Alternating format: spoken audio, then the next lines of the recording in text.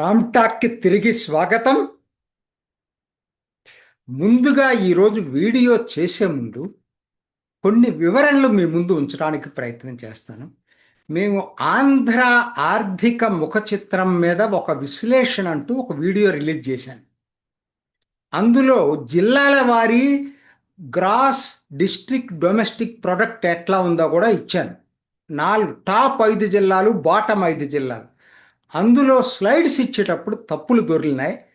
అవి మీరు సరిదిద్దుకోండి. మీరు నా వీడియోలు చూసినప్పుడు నేను మాట్లాడింది కరెక్ట్గానే ఉంది, స్లైడ్స్లో తేడా ఉంది. అవేంటో క్లుప్తంగా చెప్తాను. టాప్ 5 జిల్లాలు స్థూల జిల్లా ఉత్పాదకత.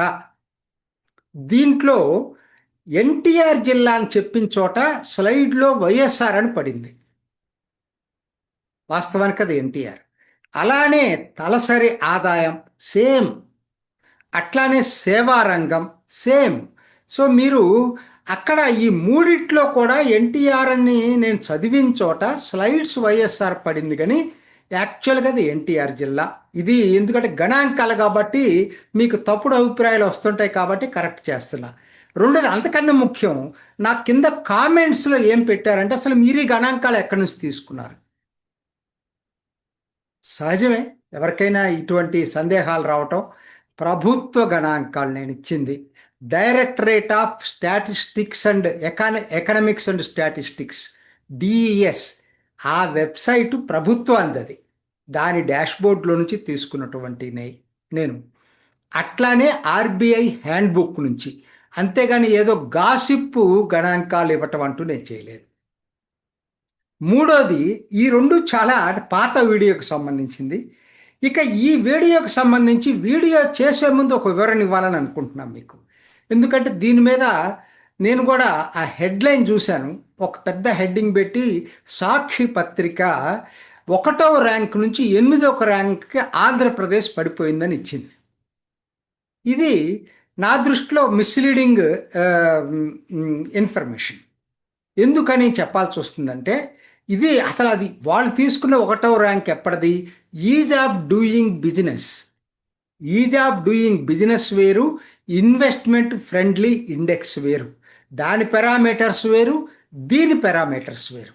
దయచేసి ప్రేక్షకులు కన్ఫ్యూజ్ కావద్దు. మోరోవర్, అసలు అది ఈజ్ ఆఫ్ డూయింగ్ బిజినెస్ అనేది అసలు 21 తర్వాత దాన్ని ఆపేశారు. లేదు, అసలు లేని దాన్ని ఉన్నట్టుగా చూపించడానికి ఆ పత్రిక చెప్పటం అనేది అంత కరెక్ట్ అయినటువంటి పద్ధతి కాదు. మోరోవర్, ఈ గణాంకాలు ఇవాళ వచ్చినటువంటి గణాంకాలు వాళ్ళు చెప్పిన ప్రకారంగా అనుకున్నా కూడా ఆ గణాంకాలు జగన్ ప్రభుత్వ హయాంలోనివే. 22-23కి సంబంధించినవి. అంటే అప్పటికి ఎవరున్నారు 22-23కి? సో ఇవన్నీ మిస్లీడింగ్గా ఉండకూడదు కదా. గణాంకాలు ఇచ్చేటప్పుడు చాలా పక్కడ్బందీగా పక్కగా ఉండాలి. సో ఎందుకు ఇప్పుడు నేను ఇదంతా చెప్పాల్సి వస్తుందంటే, ఇప్పుడు అసలు దాంట్లోకి వెళ్దామండి. ఏది నీకు నేను నా ఉద్దేశం ఏంటంటే చెప్పటంలో యాపిల్స్ అండ్ ఆరెంజెస్ ఒకలాగా పోల్చకూడదు. జరిగింది అది 1-8 ర్యాంకు. అసలు రెండిటికి పొంతన లేని దానికి పొంతన ఉన్నట్టుగా సేమ్ ఇండెక్స్ లాగా ఒక భావన వచ్చేటట్టుగా క్రియేట్ చేయటం అనేది కరెక్ట్ కాదు అనేది. సరే, ఇప్పుడు అసలు లోతైన చర్చ, అసలు దీంట్లోకి వెళ్దాం. నీతి ఆయోగ్ ఇచ్చినటువంటి ర్యాంకులు దేన్ని బట్టి ఇచ్చారు? ఇది చాలా ఇంపార్టెంట్. నీతి ఆయోగ్ ర్యాంకు ఇవ్వటంలో కాన్సెప్ట్స్ ఒక 8 డెవలప్ చేసుకున్నారు. కాన్సెప్ట్స్ వరకు నాకేం ఇబ్బంది లేదు, బాగానే ఉన్నాయి. కానీ డేటా ఎక్కడి నుంచి సేకరించారని చూసినప్పుడు దీనికి ఆర్థిక సంవత్సరం 2022-23 సంవత్సరానికి సంబంధించినటువంటి డేటాను తీసుకున్నారు. అసలు నాకు అర్థం కాలేదు, నీతి ఆయోగ్ ఈ పని చేయటం ఏంటి. వాళ్ళు కూడా నేను విన్నది అవుట్ సోర్సింగ్ ఇచ్చారు. అది యాక్చువల్గా ప్రభుత్వ వెబ్సైట్లోనే ప్రభుత్వ గణాంకాలు స్పష్టంగా 24-25కు ఉన్నాయి. అదే స్థూలంగా 25-26కు ఉన్నాయి. రెండిటికి ఉన్నాయి. మీరు నాకు దొరికినప్పుడు వాళ్ళకు దొరకపోవటం అంటూ విషయమే లేదు కదా. ఉదాహరణకు చెప్తాను. వాళ్ళు చెప్పినటువంటి గణాంకాలు per cap GSDP, AP GSDP per capita అని ఒకటి ఇచ్చారు. ఏపీ జిఎస్డిపి అన్నిటికీ అది ఇచ్చారు. జిఎస్డిపి పర్ క్యాపిటా ఎప్పటికి తీసుకున్నారు? 2022-23. అప్పటికి ఏపీది ఎంత చూపించారు? 1,61,243 రూపాయలు. కానీ వాస్తవంగా 24-25కి ఎంత ఉంది? 2,66,699. 25-26కి ఎంత ఉంది? 2,94,507. ఎక్కడ పోలికుంది? అసలు అదే కాదు, షేర్ ఆఫ్ జీవీఏ ఇవన్నీ మీకు స్లైడ్స్లో కూడా ఇచ్చాను కాబట్టి చూసుకుంటున్నారు. షేర్ ఆఫ్ జీవీఏ ఇది చాలా ఇంపార్టెంట్ కదా మీరు మీ క్యాలిక్యులేషన్స్లో. దాంట్లో అగ్రికల్చర్కి ఎంత ఇచ్చారు మీరు? 11.8 ఇచ్చారు. ఇవాళ ఎంత ఉంది? 25-26 అయినా 24 అయినా సుమారు 33% ఉంది. ఎక్కడ పోలికున్నాయి? అంటే ఈ మరి కాకలెక్కలుగాక ఏమనాలి వీటిని? కాలం నేను ఆ మాట అనకపోయినా నీతి ఆయోగ్ కాబట్టి కాలం చెల్లిన లెక్కల కింద నేను తీసుకోవాల్సినటువంటి పరిస్థితి ఉంది. ఎందుకని నేను ఆ మాట చెప్తున్నా కూడా మీకు చెప్తాను. ఎందుకంటే అంటే ఏదో అంటారు కదా, డ్యామ్ లైస్ అండ్ స్టాటిస్టిక్స్. అలా తీసుకుందామా దీన్ని? ఏమనుకోవద్దు. అలా స్టాటిస్టిక్స్ని ఆ భావం అంటాను. నేను మాస్టర్ ఆఫ్ స్టాటిస్టిక్స్ కాబట్టి నాకు ఆ రైట్ ఉంది, మిగతా వాళ్ళకు ఉన్నా లేకపోయినా కూడా. ఇవాళ ఇచ్చిన లెక్కలు అలా ఉన్నాయి. సరే, అది పక్కన పెడదాం. సరే, ఇంకా కూడా ఉన్నాయి. వాళ్ళు నాకు అర్థం కాని ఏంటంటే చాలా వాళ్ళు తీసుకున్న పారామీటర్స్ ఏంటంటే ముందు వస్తాను. గవర్నమెంట్ పాలసీస్ ఎప్పుడై తీసుకున్నారు? 25-26 తీసుకున్నారా? 22-23 తీసుకున్నారా? క్లారిటీ లేదు. మరి గవర్నమెంట్ పాలసీసు ఆంధ్రాకి తెలంగాణకి అంత తక్కువ ఉన్నాయి, కానీ వాస్తవానికి తక్కువ ఉండకూడదు. ఎందుకంటే వాళ్ళు బిజినెస్ ఫ్రెండ్లీ పాలసీస్ తీసుకొచ్చారు, ఇన్సెంటివ్స్ ఇవ్వటంలో కానీ అప్రూవల్స్ చేయటంలో కానీ. కానీ తెలుగు రాష్ట్రాలకు వచ్చేసరికి అది తగ్గింది. క్లారిటీ లేదు ఎప్పుడయ్యనేది. అట్లానే ఎకనమిక్ పర్ఫార్మెన్స్ నేను చెప్పాను, ఓల్డ్ స్టాటిస్టిక్స్ తీసుకున్నారు, ఎన్ని పారామీటర్స్ తీసుకున్నారు. ఫైనాన్షియల్ హెల్త్ ఓల్డ్ పారామీటర్స్ తీసుకున్నారు. Maybe debt to GDP ratio ఇప్పుడు కూడా తగ్గలేదు, 35% ఉంది. దాని వరకు నేను ఒప్పుకుంటా. బట్ మీరు ముందు కరెక్ట్ గణాంకాల ఆధారంగా తయారు చేయండి. అది ఇదే వచ్చిందనుకో యాక్సెప్ట్ చేద్దాం. తప్పుడు గణాంకాలు ఎప్పటికో అవుట్డేటెడ్ స్టాటిస్టిక్స్ తీసుకొని తయారు చేయటం అనేది, నీతి ఆయోగ్ ఇవాళ రిలీజ్ చేయటం అనేది మీనింగ్లెస్ కదా.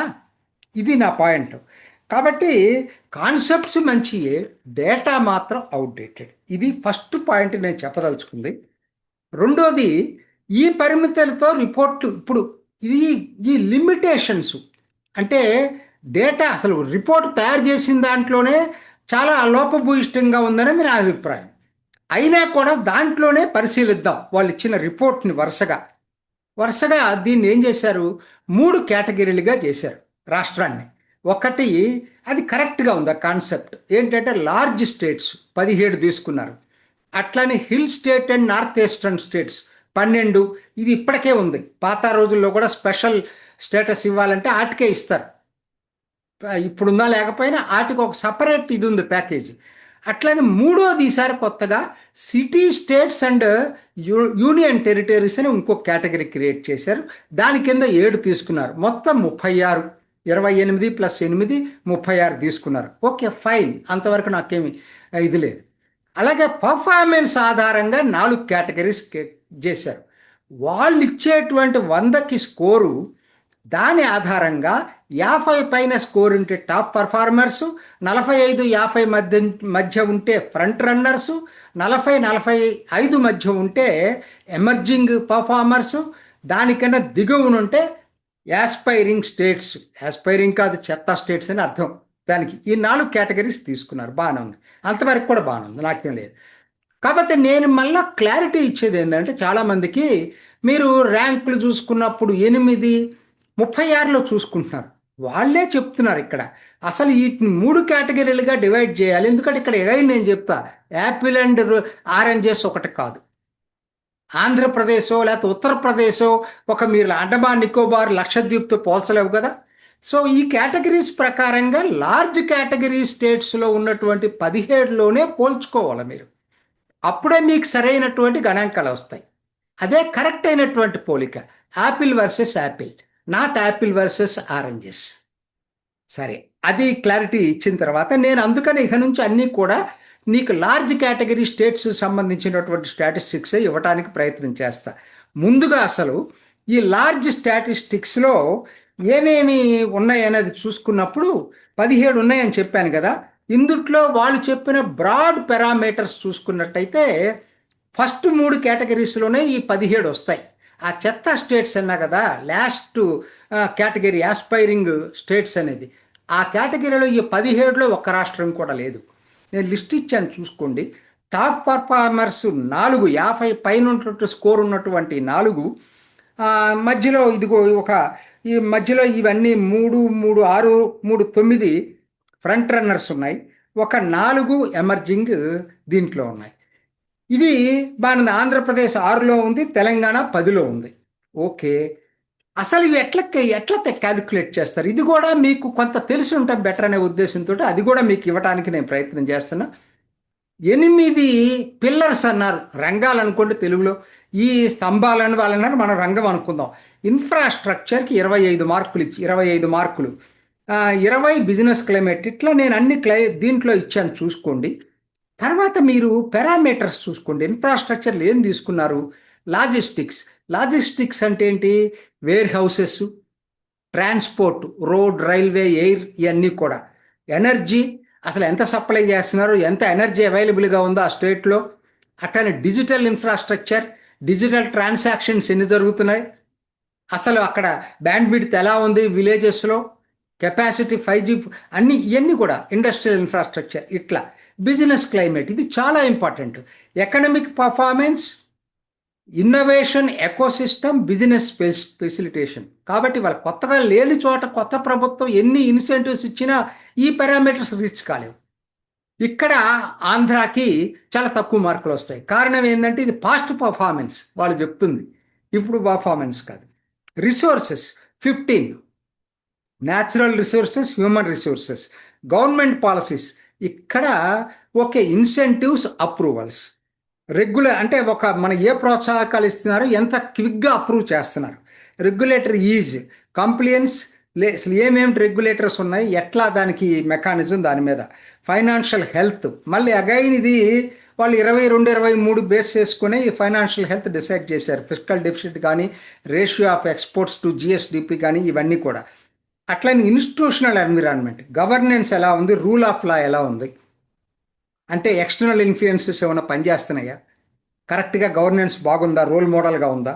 ఎన్విరాన్మెంటల్ రిసైలెన్స్, జియో ఫిజికల్ ఒకటి, అంటే భూకంపాలు అటువంటివి వస్తున్నాయా, weather related, cyclones, natural calamities ఎక్కువ ఉంటాయా, ఇదన్నిటిని తీసుకొని వాళ్ళు మార్కులు వేస్తున్నారండి. ఇది వాళ్ళ ఆలోచన. దాని తర్వాత మీకు ఇంకొకటి దీంట్లోకి వచ్చేటప్పటికి ఇప్పుడు ఆలోచిద్దాం తెలుగు రాష్ట్రాల గురించి. ఇప్పుడు ఆంధ్ర స్కోర్ చూద్దామండి. ఆంధ్రాకి ఇన్ఫ్రాస్ట్రక్చర్, ఇదిగో నేను స్లైడ్స్ ఇచ్చాను చూసుకోండి. ఆంధ్రాకి ఏ దీంట్లో ఎంత వచ్చింది, ఇన్ఫ్రాస్ట్రక్చర్ వచ్చింది, దానికి పర్వాలేదు, ఆల్మోస్ట్ 48% వచ్చింది. బిజినెస్ క్లైమేట్ బాగా తగ్గిందండి, 20కి 6.9, 34. కారణం ఆల్రెడీ మీకు చెప్పాను, పర్ క్యాపిటా ఇన్కమ్ ఉంది. పర్ క్యాపిటా ఇన్కమ్ వాళ్ళ లెక్క ప్రకారంగా 1,61,000 ఉంది, ఇప్పుడు 2,94,000 ఉంది. ఇక్కడ మార్కులు తగ్గినాయి. అట్లానే ఎక్స్పోర్ట్స్ టు జిఎస్డిపి, తర్వాత ఎఫ్డిఐ ఫ్లో 20, 23, 24 తీసుకున్నారు. అదొక్కటి కొంచెం బెటర్. ఎఫ్డిఐ ఫ్లో 25, 26 తీసుకోవచ్చు, ఫిగర్స్ రెడీగా ఉన్నాయి. కానీ వాళ్ళు తీసుకుంది 23, 24. అసలు ఏది కరెక్ట్ లేదండి. ఇన్నోవేషన్ ఎకో సిస్టమ్ అంటే స్టార్టప్స్ ఎన్ని ఉన్నాయి, ఇంక్యుబేటర్స్ ఎన్ని ఉన్నాయి, ఆంధ్రాలో ఎట్లా ఉంటాయండి. కాబట్టి ఇక్కడ మార్కులు తక్కువ వస్తాయి.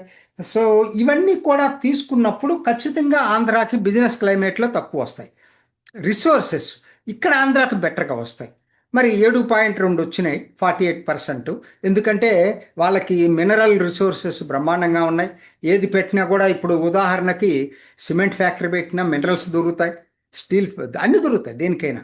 అందుకని అక్కడ బాగానే వచ్చినాయి.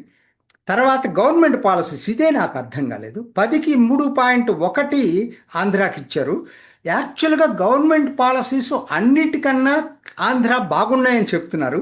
ఇన్సెంటివ్స్ ఇవ్వటంలో కానీ, అట్లానే అప్రూవల్స్ ఫాస్ట్గా వస్తున్నాయని కానీ, లేకపోతే ఇప్పుడు ఎందుకు వస్తున్నాయి అన్ని పెట్టుబడులు? సో ఇక్కడ సబ్జెక్టివిటీ కనపడుతుంది నాకు. ఎందుకంటే వాళ్ళ క్లారిటీ లేదు. వాళ్ళు ఎప్పటిది వాళ్ళు తీసుకున్నారు, కొత్త ప్రభుత్వం వచ్చిన తర్వాత పాలసీస్ని అడాప్ట్ చేసుకున్నారా లేదా క్లారిటీ లేదు. ఆ తర్వాత రెగ్యులేటరీ ఈజ్ దాంట్లో బాగా ఈ కింద అన్ని బాగానే వచ్చినాయి. సో ఇదండి పరిస్థితి. ఈ ప్రకారంగా తీసుకుంటే 48.7 వచ్చింది. ఆ తర్వాత ఇప్పుడు మనం ఇంకొకసారి అసలు ఆంధ్ర తెలంగాణ ఎలా ఉన్నాయి ఈ మధ్యలో అనేది కూడా ఒకసారి చూసుకుందాం. ఎందుకంటే కొద్దిగా లెంది అయినా మీకు అర్థం కావాలి ఇదంతా కూడా. నేను 2 ఇచ్చాను చూసుకోండి. ఒక్కొక్క రంగం ఆంధ్రాకి ఎన్ని ఇచ్చారు, తెలంగాణకి ఎన్ని ఇచ్చారని చూసుకున్నాం. ఇవి ఈ ప్రకారంగా ఆంధ్రాకి 48.7, 47.3 వచ్చింది. 6th ర్యాంక్ వచ్చింది ఆంధ్రాకి, 10వ ర్యాంకు తెలంగాణ. అది నిజంగా చాలా అడ్వాంటేజెస్ ఉన్నాయి తెలంగాణకి. అడ్వాంటేజెస్ ఉండి కూడా 10వ ర్యాంక్ ఎందుకు వచ్చింది అనేది నాకు, ఎందుకంటే ఫైనాన్షియల్ హెల్త్ చాలా బాగుంది. ఆంధ్రాతో పోల్చినప్పుడు Telangana financial health, fiscal deficit వీటన్నిటిలోనూ బాగుంది, ఎఫ్డిఐ ఇన్ఫ్లోస్ అన్నిట్లో కూడా. అయినా కూడా అక్కడ మరి తక్కువ వచ్చింది. ఇది ఒకసారి మరి వాళ్ళు ఏమి ఇవ్వలేదు, రీజన్స్ ఏంటనేది వాళ్ళకి ఇంకా క్లారిటీ ఇచ్చుంటే బాగుండేది. చివరగా నేను చెప్పేది ఒకటే, ఆంధ్ర ర్యాంకు 6 రావటం అనేది కన్స్ట్రైంట్స్ ఉన్నాయని చెప్పాను కదా. ఇన్ని కన్స్ట్రైంట్స్లో బిజినెస్లో ఇప్పుడు స్టార్టప్స్ లేని చోట వాటికి మార్కులు వేస్తున్నారు మీరు, మీకు ఇన్క్యుబేటర్స్కి మార్క్స్ వేస్తున్నారు. తర్వాత ఫిక్స్డ్ డెఫిసిట్ అంటే ఎక్కువ ఉంది, నేను ఒప్పుకుంటాను. కానీ పర్ క్యాపిటల్ ఇన్కమ్ దాంట్లో ఓల్డ్ స్టాటిస్టిక్స్ తీసుకున్నారు, ఇవన్నీ చాలా ఉన్నాయి. అయినా కూడా 6 అంటే నా దృష్టిలో తక్కువైతే అనుకోవట్లేదు. ఒక్క సరైన నగరం లేదు ఆంధ్రాకి, హైదరాబాద్ లాగా. అయినా 6th ర్యాంక్ వచ్చిందంటే మీరు ఇచ్చిన దాన్ని నాకేం తక్కువైతే అనిపించట్లేదు, బెటర్గా ఉంది. ఇన్ఫ్యాక్ట్ కర్ణాటక కన్నా బెటర్గా ఉంది. కర్ణాటక అన్నుండి బెంగళూరు సిటీ ఉండి స్టార్ట్అప్స్ ఉండి అన్ని ఎంత పెద్ద టాప్ 5 జీడిపిల్లో ఒకటై ఉండి కూడా స్టేట్స్లో దానికి ఆంధ్ర కన్నా తక్కువ వచ్చింది ర్యాంక్. సో అందుకని నేను దాన్ని ఏమి ఇది చూసి, ఎందుకంటే దాంతో పోల్చుకోవద్దు. ఈజ్ ఆఫ్ డూయింగ్ బిజినెస్ అసలు దాన్ని పోలికే లేదు. సో నా దృష్టిలో ఆంధ్ర బెటర్గానే వచ్చింది, ఇంకా ఇంప్రూవ్ చేసుకోవచ్చు, నేను కాదనట్లేదు. ముందు ఈ పద్ధతుల్లో ఇండెక్స్ తయారు చేయటం మొదటిసారి కాబట్టి నెక్స్ట్ టైం మళ్ళీ రాష్ట్రాలు కాంపిటీషన్లో ఉంటాయి. కాకపోతే ఖచ్చితంగా ఇది నీతి ఆయోగ్కి సరైంది కాదు ఈ పద్ధతుల్లో డేటా తీసుకొని అనాలిసిస్ చేయటం అనేది. తెలంగాణ విషయంలోనే నాకు వర్రీగా ఉంది. తెలంగాణకి ఇన్ని అనుకూలతలు ఉండి కూడా 10వ ర్యాంకు రావటం అనేది మాత్రం ఆశ్చర్యకరంగా ఉంది. ఖచ్చితంగా ఇంకొంచెం దీని మీద తెలంగాణ ప్రభుత్వం రావాలి, బయటకు వచ్చి ఎందుకు తక్కువ వచ్చిందని చెప్పాల్సినటువంటి అవసరం ఉంది. ఇంప్రూవ్ చేసుకోవాల్సినటువంటి అవసరం తెలంగాణ ప్రభుత్వానికి ఎంతైనా ఉంది. మొత్తం మీద చూసుకున్నప్పుడు ఇది నీతి ఆయోగ్ మొదటిసారి ఇండెక్స్ పబ్లిష్ చేసినందుకు ఆహ్వానిద్దాం, కాన్సెప్ట్స్ డెవలప్ చేసినందుకు ఆహ్వానిద్దాం. కానీ కాలం చెల్లిన డేటాతోటి ఈ కాన్సెప్ట్స్ని ఈ టూల్స్ని డేటా టూల్స్ ఓల్డ్ టూల్స్ని తీసుకొని ఈ కాన్సెప్ట్స్ తోటి ర్యాంకులు ఇవ్వటం మాత్రం అంత కరెక్ట్గా అనిపించటం లేదు. ఇది ఈనాటి రామ్ టాక్. ఇంకొక ఎపిసోడ్లో మళ్ళీ కలుసుకుందాం. నమస్తే. చూసారు కదండి, మరి ఈ వీడియో కనుక మీకు నచ్చినట్లయితే ఒక లైక్ కొట్టేసి మీ అభిప్రాయాన్ని కూడా కామెంట్ బాక్స్లో తెలియజేస్తూ ఇలాంటి ఇంట్రెస్టింగ్ అప్డేట్స్ కోసం మా ఛానల్ని సబ్స్క్రైబ్ చేసుకోండి.